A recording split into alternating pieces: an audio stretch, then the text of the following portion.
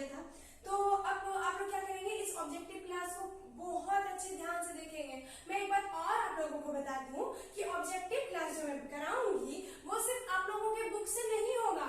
ये नहीं कि मैंने कोई सा बुक उठाया सारे बुक के करा दिए, ऐसा नहीं है।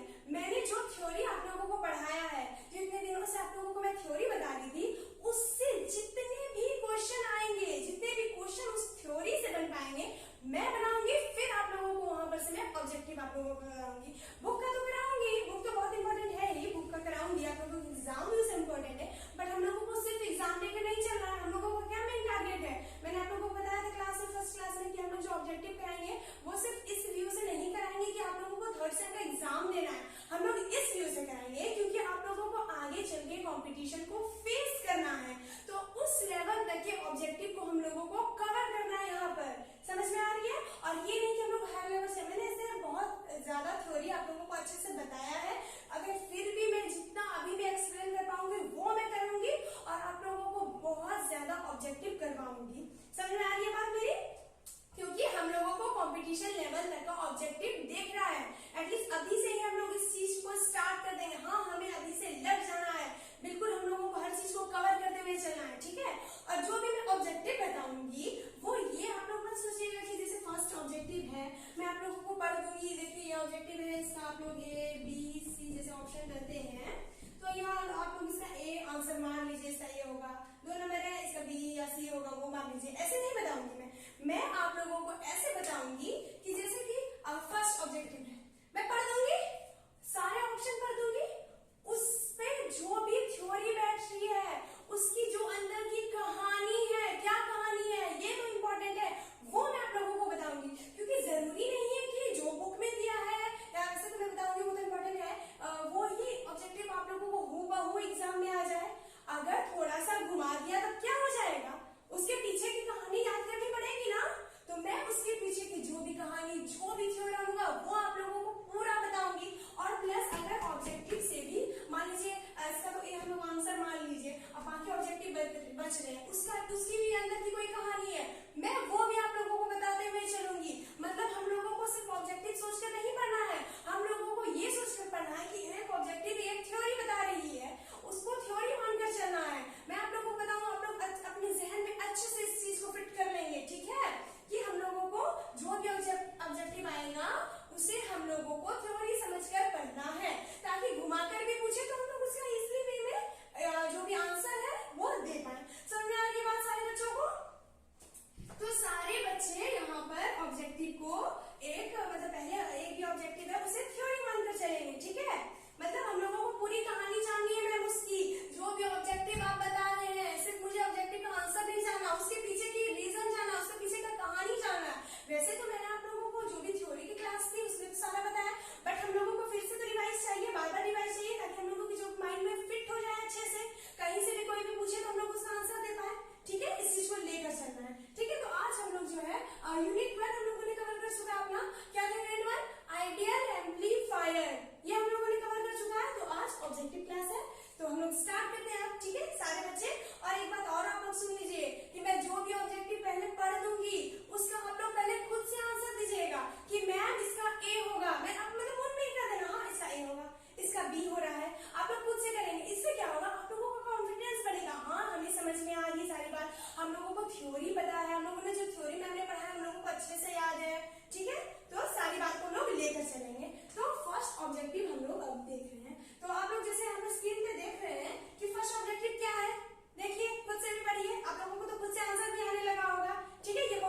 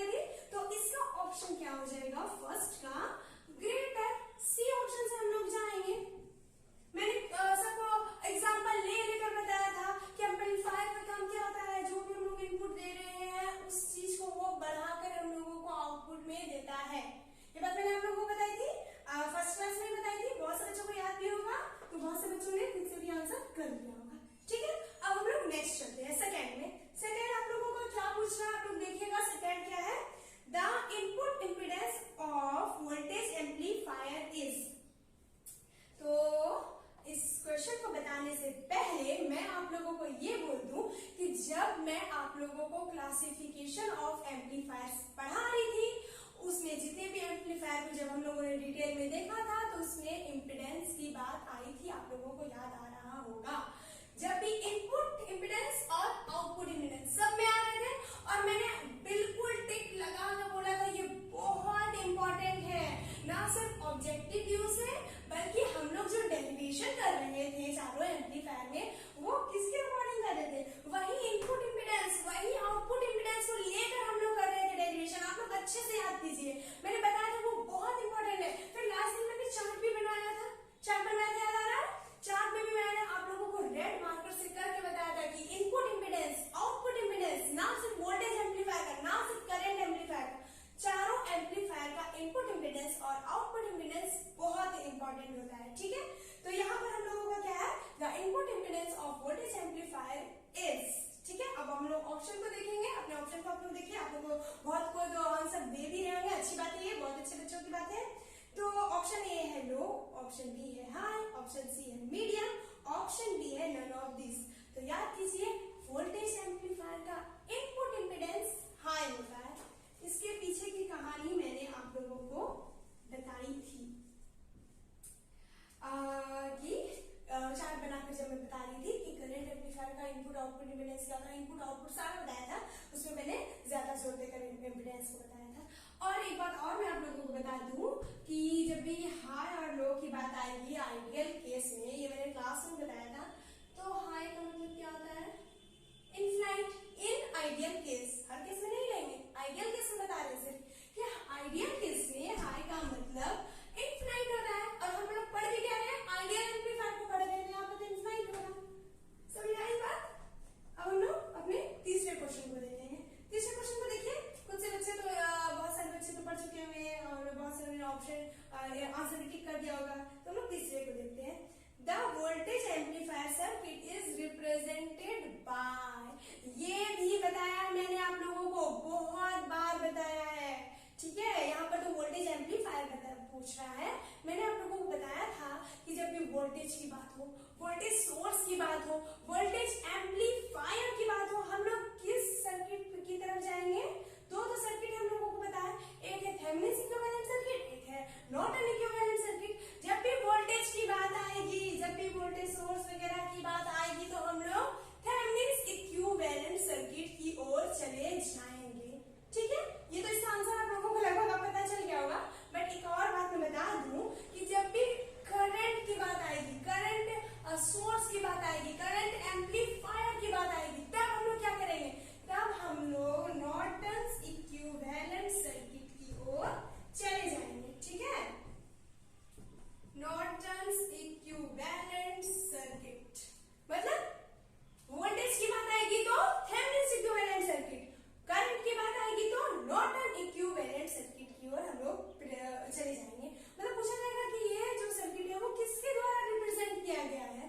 ठीक है, वोल्टेज आ तो थेवेनिन इक्विवेलेंट सर्किट, करंट आ तो नॉर्टन इक्विवेलेंट सर्किट। ठीक है, तो अब तो आप लोगों को आंसर भी पता चल गया होगा। यहाँ पर क्या पूछ रहा है देखेंगे हम लोग, यहाँ पर पूछ रहा है the voltage amplifier circuit is represented by, first आप लोगों का नॉर्टन इक्विवेलेंट सर्किट, सेकेंड है आप लोगों का थेवेनिन इक्विवेलेंट सर्किट, थर्ड है आप लोगों का सुपरपोजिशन इक्विवेलेंट सर्किट, ये तुम लोगों ने पढ़ा भी नहीं है। ठीक है, और डी है ऑल ऑफ दिस। तो वोल्टेज की बात आ गई, हम लोग चले जाएंगे थेवेनिन जी की तरफ, थेवेनिन इक्विवेलेंट सर्किट। तो यहाँ पर सिर्फ मैंने थेवेनिन का बताया, नॉर्टन जी का बता दिया, आप लोग अच्छे से चीज को अपने माइंड में सेट कर ले। ओके, अब हम लोग फोर्थ की तरफ जाते हैं। ठीक है, क्योंकि ऑप्शन में आप लोगों का एक था नॉर्टन इक्विवेलेंट सर्किट, इसलिए मैंने समझा दिया, मैंने बताया कि मैं क्वेश्चन और ऑप्शन सबको जो भी कहानी होगी उसकी मैं सब आप लोगों को बताऊंगी। ठीक है, अब हम लोग वैसे सुपरपोजिशन हम लोगों के बुक में है नहीं, अभी तो है नहीं, अगर जरूरत पड़ी तो मैं वो भी आप लोगों को जरूर बता दूंगी। ठीक है, तो अब हम लोग क्या देखेंगे, थर्ड हम लोगों का हो गया, हम लोग फोर्थ की तरफ जाएंगे। फोर्थ क्या है, the output impedance of voltage amplifier. फिर इम्पीडेंस की बात आ गई, फिर से वही सब बात कि बहुत इंपॉर्टेंट होता है। यहाँ पर वोल्टेज एम्पलीफायर का ही आउटपुट पूछा गया है, यहाँ पर वोल्टेज एम्पलीफायर का इनपुट पूछा गया था। अब मैं ऑप्शन पढ़ दूं आप लोगों के लिए, ए है लो, बी है हाई, सी है मीडियम और डी है नन ऑफ दिस। तो वोल्टेज एम्पलीफायर का जो आउटपुट इम्पीडेंस होता है वो क्या होता है, लो होता है। क्या होता है, लो होता है। और आइडियल केस में लो का मतलब जीरो। बहुत सारे बच्चों को पता है, सभी बच्चों को पता है, सब बच्चे अब एक्सपर्ट हो चुके हैं, नहीं स्मार्ट हो चुके हैं। तो 4 हो गया। अब हम लोग 5 को देखेंगे, हम लोगों का 5 क्या है, ठीक है। 5 को मैं पढ़ती हूँ, ऑप्शन भी पढ़ देती हूँ। The input impedance is dash and output impedance is dash of A current amplifier. अभी हम लोगों ने वोल्टेज एम्पलीफायर देखा, अब करंट एम्पलीफायर की बात आ गई कि करंट एम्पलीफायर का इनपुट इम्पीडेंस डैश मतलब क्या होता है एंड आउटपुट इम्पीडेंस डैश मतलब क्या होता है। इनपुट और आउटपुट रिस्पेक्टिवली बताना है, ठीक है। तो मैं फिर से बता दूं, वैसे मैं ऑप्शन पढ़ देती हूँ, ठीक है। वैसे बहुत से बच्चे तो सोचेंगे मैं खुद से बोल सकती थी ना। ए है आप लोगों का लो हाई, फिर बी है हाई लो, सी है आप लोगों का लो लो, और डी है आप लोगों का हाई हाई। तो कौन सा ऑप्शन सही होगा, कौन सा 5 का, ए सही होगा। लो हाई मतलब करंट एम्पलीफायर का इनपुट इम्पीडेंस लो होता है और आउटपुट इम्पीडेंस हाई होता है। फिर से आप लोगों को मैं बता रही हूँ, आइडियल केस में लो का मतलब जीरो, हाई का मतलब इनफिनिट, ठीक है। आइडियल केस में, हर केस में आप लोग मत ले लीजिएगा ना, बहुत प्रॉब्लम हो जाएगी, ठीक है। यहाँ पर देखिएगा, अब इरेज करती हूँ मैं। चलिए ठीक है, यहाँ तक हो गई।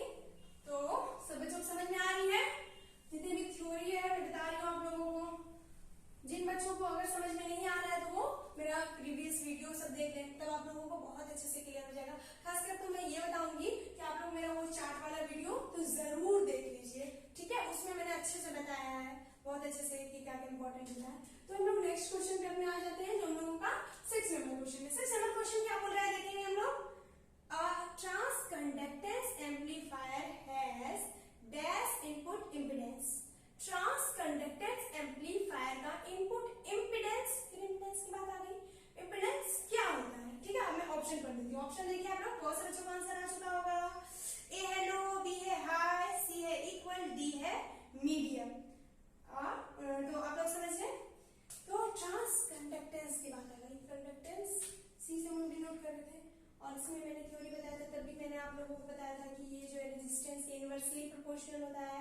रेजिस्टेंस हम लोगों का ओम्स लॉ से क्या हो जाता है, V by I। सब मैंने याद करने के लिए ट्रिक भी बताया आप लोगों को।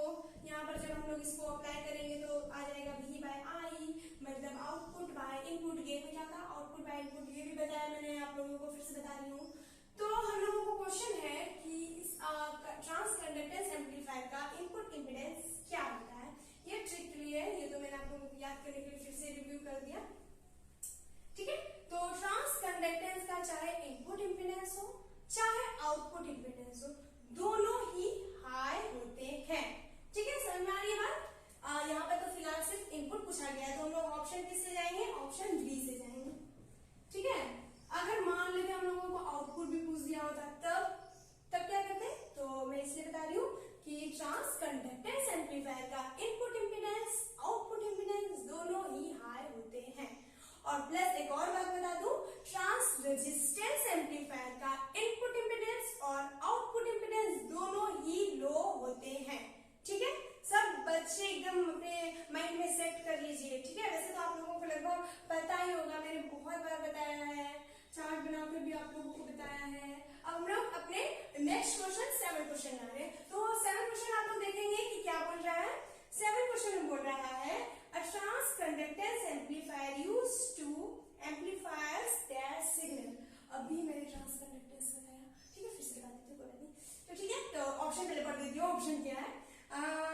ट्रांसकंडक्टेंस जो है किस टाइप के सिग्नल को एम्पलीफाई करता है, ए voltage, B current, C both, और डी नन ऑफ दिस।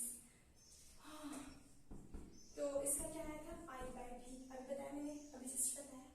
तो ये हो गया आप लोगों का आउटपुट, ये हो गया आप लोगों का इनपुट। और मैंने जब ट्रांसकंडक्टेंस एम्पलीफायर बताया था तो मैंने एक बात आप लोगों को बताई थी, इसका जो भी आउटपुट सिग्नल होता है वो डायरेक्टली प्रोपोर्शनल होता है इनपुट सिग्नल के। ये बात याद आ रही है आप लोगों को, मैंने बताया था डब्बे में करके, आप बताया था, आप लोग नोट कर लीजिए इसे, कि इसका जो भी आउटपुट सिग्नल होगा वो इनपुट सिग्नल के डायरेक्टली प्रोपोर्शनल होगा, इनवर्सली नहीं, डायरेक्टली। और हम लोग एम्पलीफायर में ये बात जानते हैं कि हम लोगों का जो भी आउटपुट सिग्नल होता है वो इंक्रीज क्या हुआ रहेगा। एम्पलीफायर का तो यही काम है, वो हम लोग को इंक्रीज करके आउटपुट में सिग्नल देगा, मतलब आउटपुट तो इसमें इंक्रीज होगा ही, बट ये जो डायरेक्टली प्रोपोर्शनल इनपुट के, तो यहाँ पर वोल्टेज भी हम लोगों का इंक्रीज क्या हुआ मिलेगा। तो हम लोग किस ऑप्शन से जाएंगे, वोल्टेज।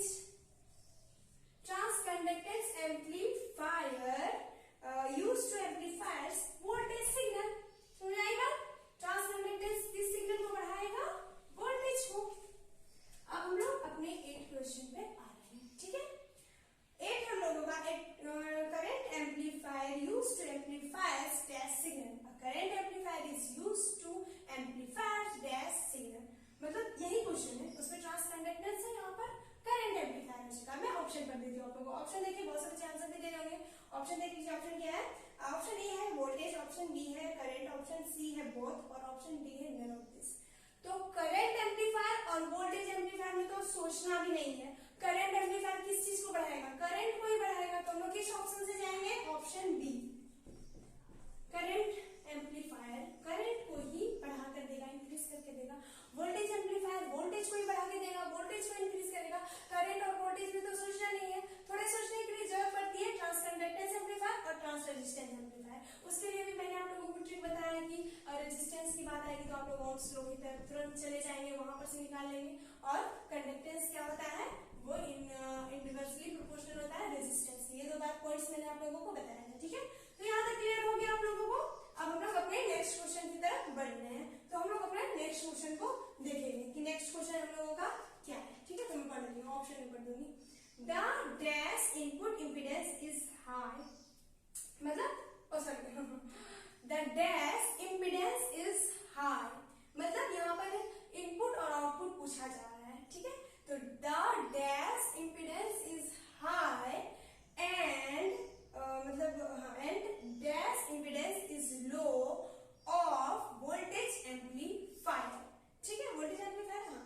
तो यहाँ पर जो है, इससे पहले जो एक क्वेश्चन था उसमें हम लोगों को इन हाई और लो पूछा जा रहा है, इसमें हाई और लो दिया है। वोल्टेज एम्पलीफायर में आप लोगों को दे चुका है, अब क्या देगा, सब कुछ तो दिया हुआ है। अब आप लोग आंसर खुद से भी कर सकते हैं, मैं ऑप्शन पढ़ रही हूँ। ए क्या है, आउटपुट इनपुट, बी है इनपुट आउटपुट, सी है इनपुट इनपुट, डी है आउटपुट आउटपुट। वोल्टेज एम्पलीफायर का मैंने इससे पहले बता चुका, आ चुका है क्वेश्चन।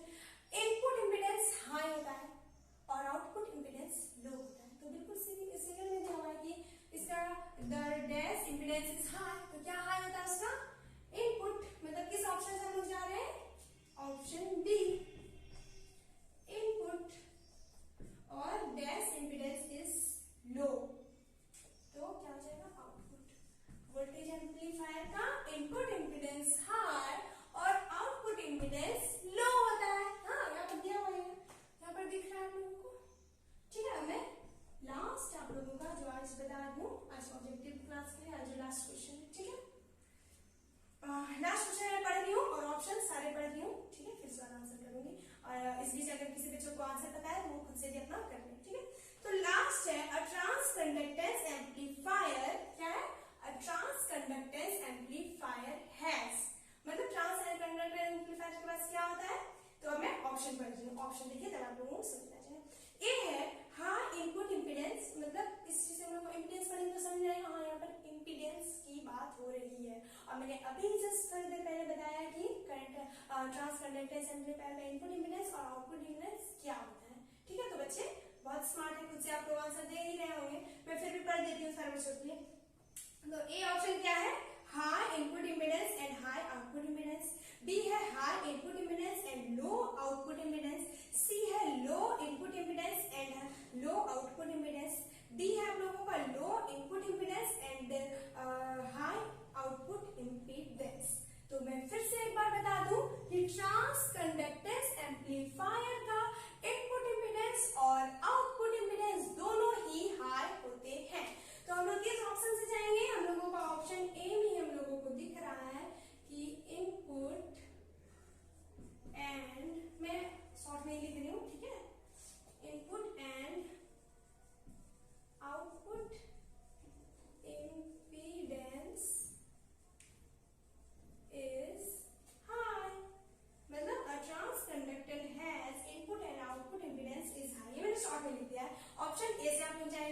ऑप्शन ए में ठीक से लिखा है, यहाँ पर ज्यादा हो जाता है तो आप लोगों को दिखता नहीं, इसलिए high input impedance and high output impedance, इस ऑप्शन से जाएंगे। मैं एक बार और आप लोगों को इम्पीडेंस की कहानी सुना ही देती हूँ, ये बहुत इंपॉर्टेंट है, मैं आप लोगों को बाद में बता रही हूँ, ठीक है। तो सबसे पहले करंट एम्पलीफायर हम लोगों ने पढ़ा।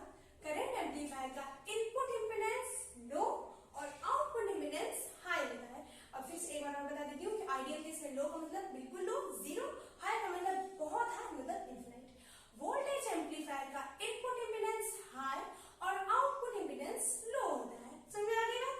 अब ट्रांस रेजिस्टेंस एम्पलीफायर की बात करें तो ट्रांस रेजिस्टेंस एम्पलीफायर का इनपुट इम्पीडेंस और आउटपुट इम्पीडेंस दोनों ही लो होते हैं, समझ आ रही बात। इस टाइप के आपको बहुत सारे क्वेश्चन मिलेंगे, मतलब साइड हट जाओ, आपको देख रहे हैं, ठीक है। और लास्ट क्या है, current transconductance amplifier. Transconductance amplifier का इनपुट इम्पीडेंस और आउटपुट इम्पीडेंस दोनों ही हाई होते हैं, जैसा कि अभी हम लोगों ने लिखा। तो इम्पीडेंस की कहानी बहुत इंपॉर्टेंट है, आप लोगों को समझ में आ रही होगी। और प्लस एक और बात जो कि मैंने बेसिक में आप लोगों को बताया था, Thevenin equivalent circuit voltage source voltage amplifier के लिए यूज होते हैं, और non equivalent circuit current source current amplifier के लिए यूज होते हैं। तो आप लोग सारे बच्चे बहुत स्मार्ट हैं, बहुत अच्छे से सारी बात को अच्छे से आप लोग दिमाग में रख चुके होंगे। और जिन बच्चों को नहीं अगर थोड़ा भी समझ में आया तो वो मेरा एक जो मैंने चार्ट वाला वीडियो बनाया है उसे आप लोग जरूर देख लें, क्योंकि ये बहुत इंपॉर्टेंट है। सारे एम्पलीफायर के इनपुट आउटपुट इम्पीडेंस बहुत इंपॉर्टेंट है, समझ आ रही बात। फिर नेक्स्ट क्लास में हम लोग आगे के ऑब्जेक्टिव को करेंगे, और सिर्फ बुक के ऑब्जेक्टिव को नहीं करेंगे, और भी जितना थ्योरी से निकल पाएगा सारे ऑब्जेक्टिव को हम लोग कवर करेंगे, और सबके पीछे की कहानी